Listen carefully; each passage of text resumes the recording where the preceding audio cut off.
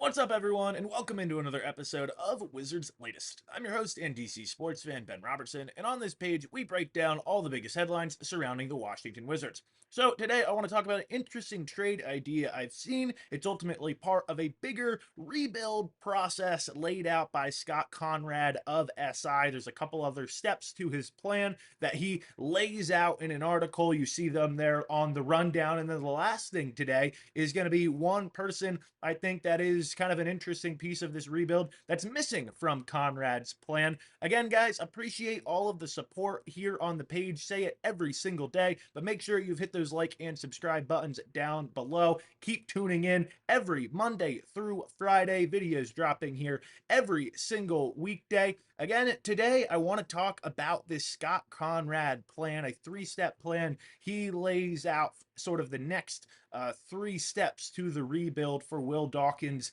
and co. It is a pretty interesting kind of process he outlines, although maybe a couple of concerns I do have. First thing on that list is make a trade. He initially suggests maybe going after a player like Lauri Markkanen in Utah. However, he even says this, and I would say I don't think there's any chance that Washington takes on that contract that Markkanen is under. But the next thing or next option laid out would be a trade for Benedict Mathurin, which I actually think is a little bit more interesting and comes right off, Mathurin coming right off, I should say, of a finals appearance. The trade suggestion is that Indiana receives a 2026 first round pick. I know, Will Riley and Corey Kispert for Benedict Mathurin and Jarris Walker. Walker, interesting there, of course, the player that was swapped for Bilal Coulibaly a couple years ago. Will Riley, of course, the first rounder from this year. Corey Kispert sort of seems his name is always in trade ideas, suggestions. But of course, Mathurin is really the headliner of this proposal.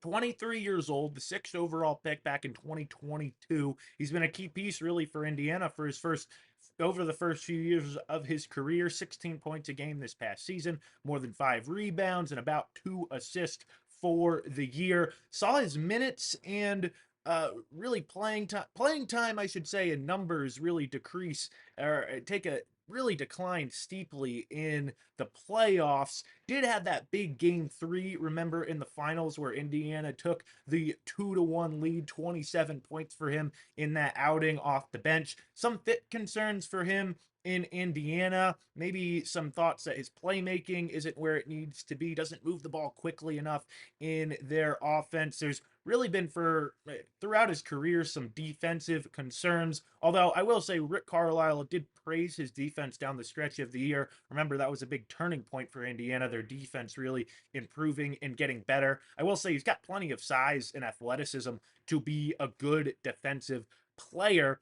I'm maybe more interested in this trade than maybe ideas for Jonathan Kuminga that I've discussed here on the page and that have been thrown out there. Mathurin under contract this year and then a restricted free agent next year. Remember, Kuminga a restricted free agent right now, sort of what's holding up everything there in Golden State. Obvious concerns here with that proposal are giving up the first round pick next year. Not sure how that would maybe affect the rights of that deal. Remember, we talk about all the time holding on to the top 8 pick. And then the second thing is that I'm not sure this really addresses a team need for the future. The team is already kind of stacked full of wings and big guards. We talk about that all the time. I think point guard and really maybe another big to go along with Alex Sarr, whether you see him as a 4 or a 5, I think are really maybe the keys in terms of needs moving forward. I do think Tristan Vukcevic has a chance to maybe be that second type of big with Sarr. But again, I think those are the two things that really need to be figured out, and maybe Benedict wouldn't really address that need. I will say, of course, now in this, the three-step plan laid out by Conrad, the next thing he talks about is the point guard position. And I really like that, and talks about, is Bub Carrington the point guard on this team for the future? I think that's one of the big question marks for this year. I like Bub Carrington a lot. I like his mindset, love his game when the shot is falling. I've said that on the page before. But I think finding out if he can run the offense and run the show and distribute the way he needs to kind of get everybody involved is a big question mark for this year. Again, talked about Vucevic a little bit as well, and maybe less about Vucevic and more about I think you need another big to go along with Alex Sarr. I think Conrad hitting it right on the head here with figuring out the point guard position is going to be a big key for the future. Next thing he lays out, and something I've really seen throughout the fan base, whether it's been on social media, whether it's been down in the comment section here, is Brian Keefe the coach of the future? How long does he hold on to his job? Again, this has been something I've seen that's popular, maybe moving on from Keefe among fans. It references this article, the Pistons and the Pacers, who have done this recently to some success and sort of taken jumps the next year after changing coaches. Of course, Golden State, if you look back slightly more historically, had did that to a ton of success when they replaced Mark Jackson with Steve Kerr, although I think they were a little bit further along in their rebuild process um, at the time the Golden State made that change. But I think it's going to be interesting to monitor Keith's situation. Remember, him and Will Dawkins go way back to their OKC days. He was really, I think, promoted to this position because of his work and known work with young players and player development. Kevin Durant has talked about in his career how important Brian Keefe was as a figure, how much he taught him. So again, I think that's going to be something interesting to monitor. Can he balance and pair that sort of young player development and being able to teach young players what they need to do and give them skills and tools to improve their game with being, a successful in-game coach that, understands situations and makes the right decisions in that regard. Something very interesting, again, I think to monitor. Really, I think Keith keeps his job at least another year. Wouldn't expect a coaching move made this year, but maybe after that. The last piece that I think was really left out, maybe of the rebuild steps here, are was CJ McCollum.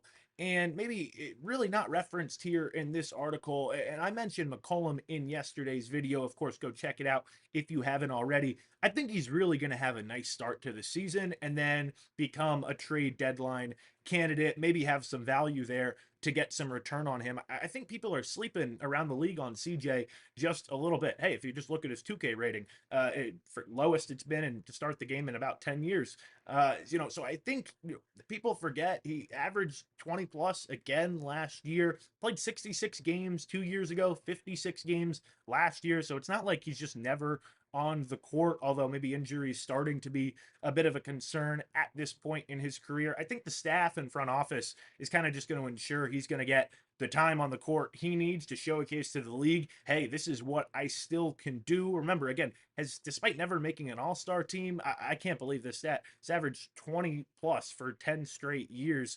I'm not sure if there's another guy in league history that you could say that about. Maybe somebody wants to dig that up if they want. But I think maybe the missing piece to the rebuild is CJ McCollum, again, having a really nice start to the year and then potentially getting flipped around the deadline. Hopefully that gets you, some value back maybe in the draft next year or maybe just moving forward, especially if you were to trade for Matherin and give up next year's first round pick. Maybe you can get some draft capital back in that way regarding a McCollum trade. We will keep you posted on every move the Wizards make right here on the page. So make sure you've hit those like and subscribe buttons down below. Turn on post notifications. Again, guys, appreciate all of the support. Keep tuning in every single weekday. Videos dropping here Monday through Friday. And thanks for watching another episode of Wizards Latest.